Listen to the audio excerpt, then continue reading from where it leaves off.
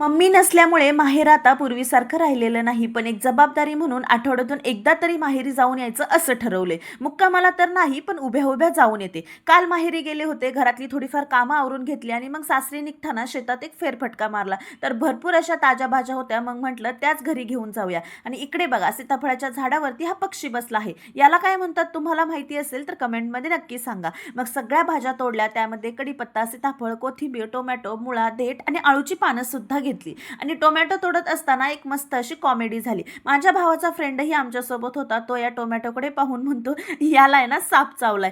ते ऐकून आम्ही खूप हसलो. एवढ्या सगळ्या भाज्या घेऊन मग मी सासरी आले. घरी पोहोचेपर्यंत संध्याकाळ झाली होती. मग संध्याकाळची घरातली सगळी कामं आवरून घेतली आणि त्यानंतर दुसऱ्या दिवशीच्या टाईम टेबलनुसार युवन्सची स्कूल बॅगही पॅक केली. त्याचा युनिफॉर्मही प्रेस करून घेतला. दिवस कितीही धावपळीचा असला तरी दोन्ही घरांची जबाबदारी सांभाळता सांभाळता तो कधी संपतो कळतच नाही. भेटू पुढच्या व्हिडिओमध्ये. बाय.